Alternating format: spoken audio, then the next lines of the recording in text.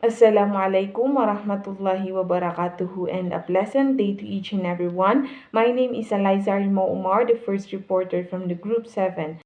And today we will be discussing teaching literature using technology enrichment and innovation. So here's our learning objectives. At the end of the lesson, the students will be able to analyze themes, characters, and literary elements in selected text using digital annotation tools, multimedia presentation, and online discussion platforms. The second one is demonstrate appreciation and empathy toward diverse literary works by participating in collaborative online reflection, interactive storytelling, and digital cultural exchanges. And lastly is create innovative technology-based literary outputs such as video adaptation, podcast, digital storytelling, project, or interactive presentation to express their interpretation of literary text. So my discussion focuses on approaches for teaching literature using technology enrichment and innovation. So, as we all know, technology is now part of our everyday life, especially in the field of education, right? Instead na Instead of using only books and lectures, teacher can now use different digital tools to make literature lesson more interactive, engaging, and easier to understand. These approaches help students participate and enjoy learning literature. So here are the approaches used digital tools to make literature lesson more interactive and engaging. So the first one is multimedia approach. In this approach, teachers use videos, pictures, and audio recordings and animations in teaching literary text. Meaning to say, sa pagtuturo ng literature ay maaari tayong gumamit ng mga pictures or videos from YouTube about doon sa tinuturo natin sa mga learners natin para ma-visualize nila yung concept ng literary piece na yon. So instead na magbasa ng stories, poem, and other literature yung student can see and hear materials that make the lesson more alive. So for example, if the class is studying a story about war, the teacher can show short video clips, pictures of the setting, or background music that matches the mood of the story. So kapag nakikita at naririnig ng mga students ang mga ito, ay mas na-imagine nila ang setting, characters, at emotion nila.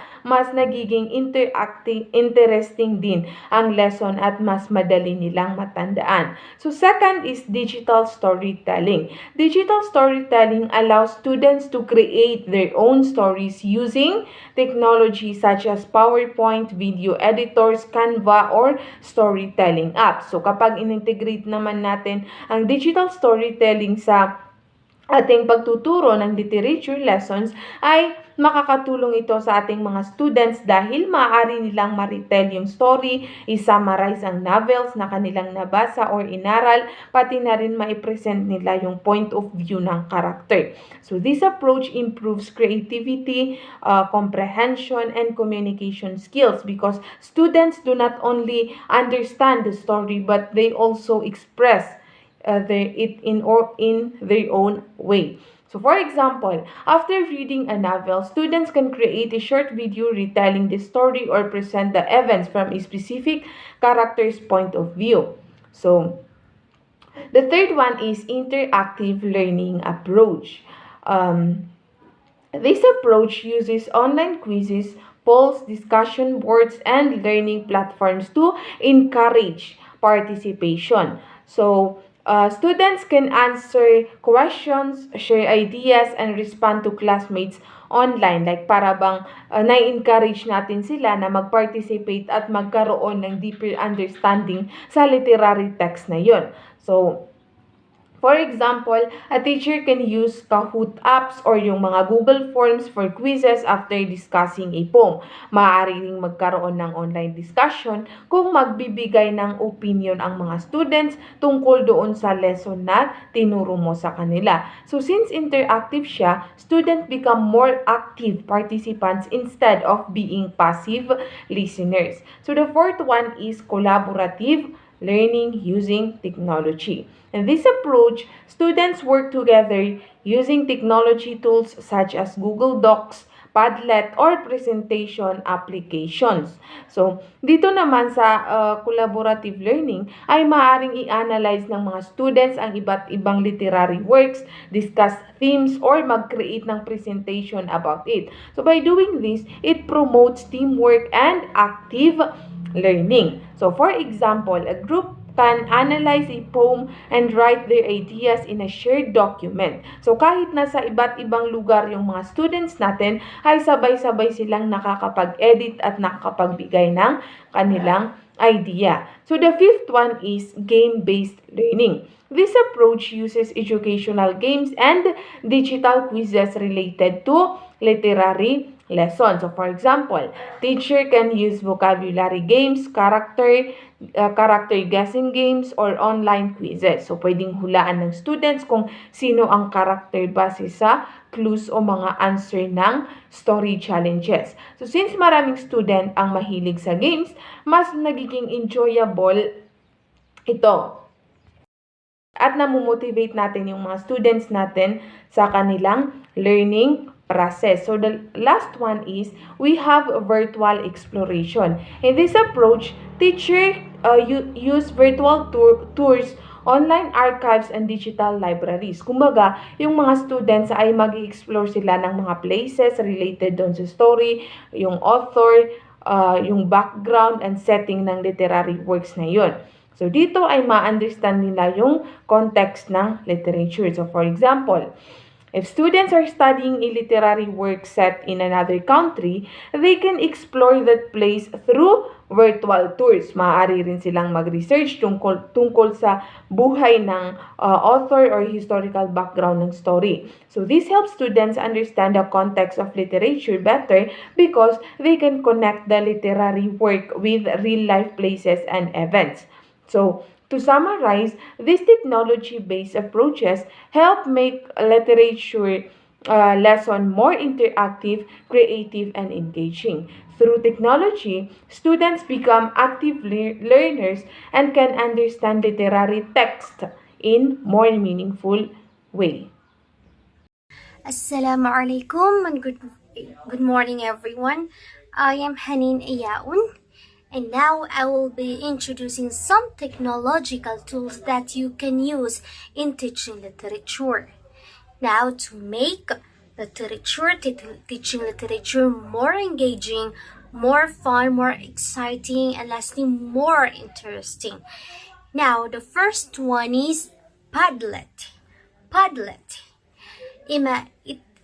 is a technological tool that is a virtual world wherein teachers and learners get to post their favorite quotes, their favorite videos, their literary responses, their favorite quotes that is related in literature. What is one good thing about this is the learners get to post and everyone share and everyone get to see that. And enhancing, improving, maximizing collaboration. For example, the teacher will gonna post or share a question or favorite quote or for example a question, who is your favorite character in the story? Then learners will post their responses, and now that responses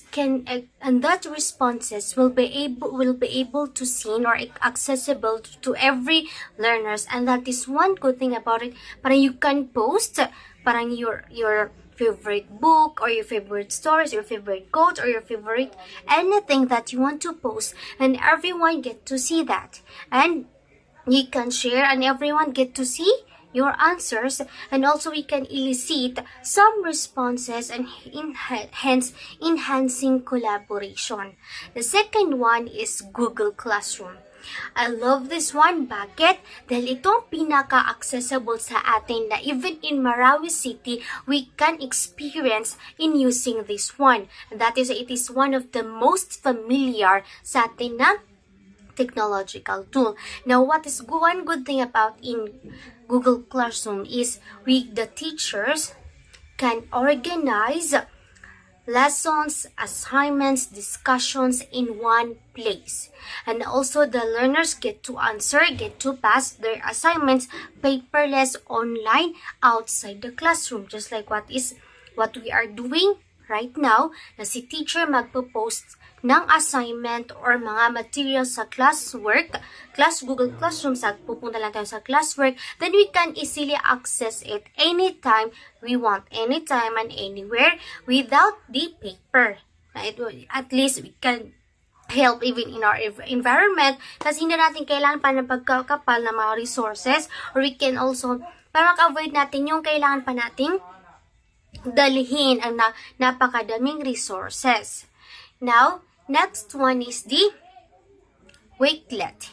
Now, in Wakelet, this technological tool allow the learners to have their own digital scrapbook, meaning the teachers and also the learners get to collect different resources or literary references that they want in one place.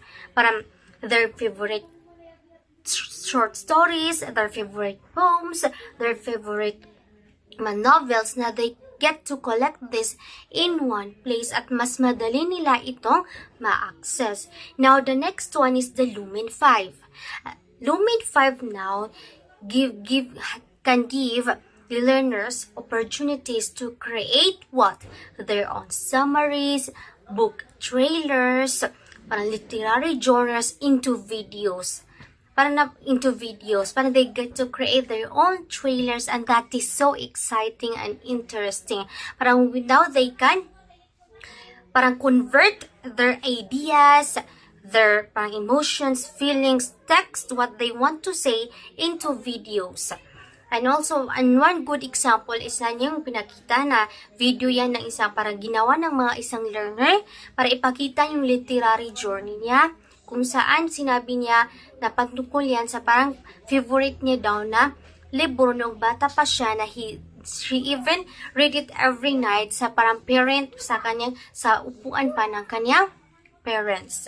Parang that is one good about thing is in this platform is the learners get to convert their ideas, their feelings, their emotions into videos or colorful into videos.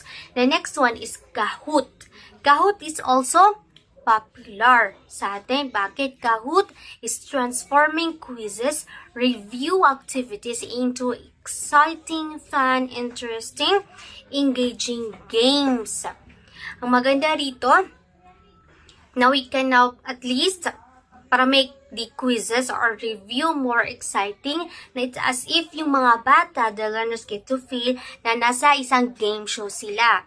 Just like sa example na may time limit, and that is one of the exciting part, at yung may pagka-colorful, at least hindi colorful na, maganda yung visual. Na parang yung true or false, na parang hindi yung isusulat lang. At least we can now transform these quizzes and reviews into exciting one. That teachers also get to share, design, easily their gamified quizzes or activities or review activities. The next one is the digital escape room. I love this one because the learners get to parang kinumbine yung games or mystery.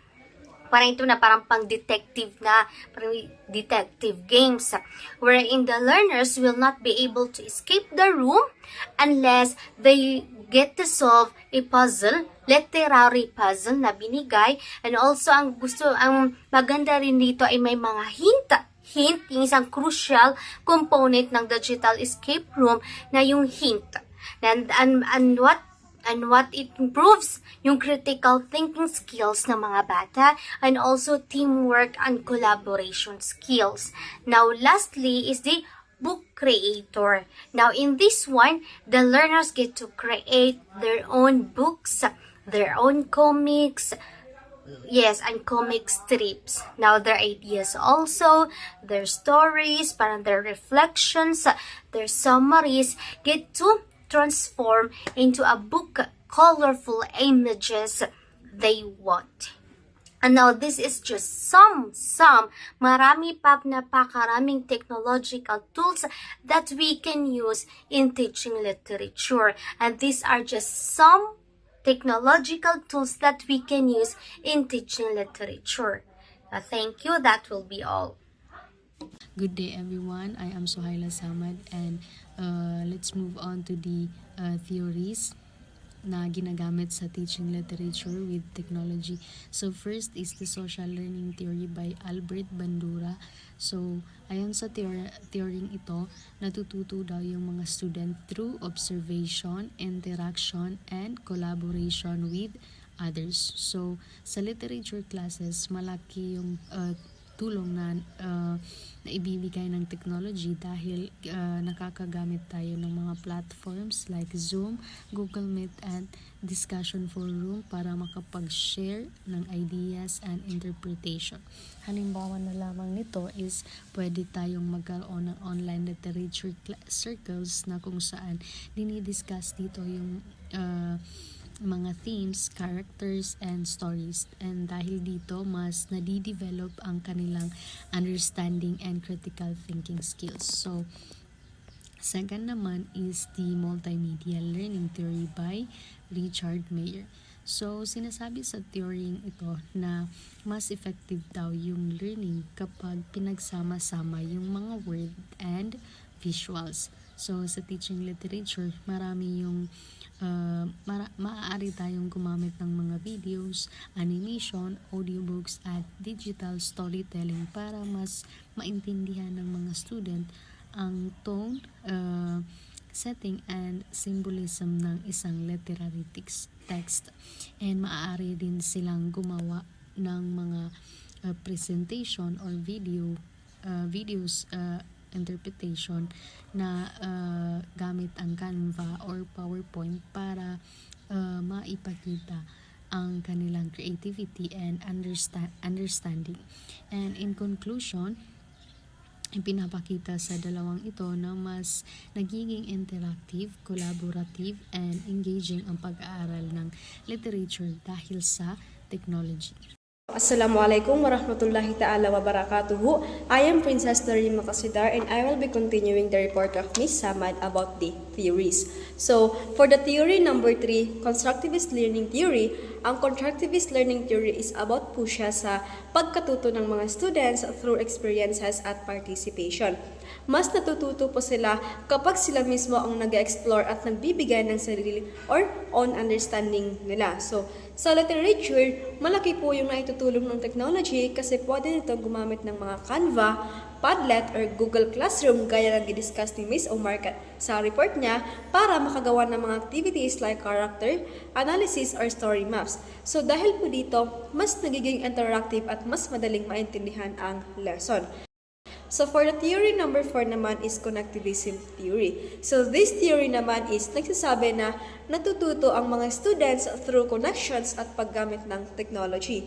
Hindi lang po sa teacher or storybook nang gagaling ang learning, kundi pati sa internet at online resources. So sa literature, pwede pong manood ng mga video analysis, magbasa ng mga e-books or makisali sa online discussions para maintindihan po ang stories and poems.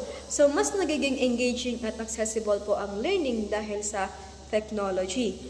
For the last theory naman is the experiential learning theory. So, this theory naman is ang learning nila is through experiences. Natututo ang mga students kapag may ginagawa sila at na-experience nila mismo ang activity. Gaya po or more on dito is yung subject na PE or MAPE and the TLE because more on hands-on activities sila.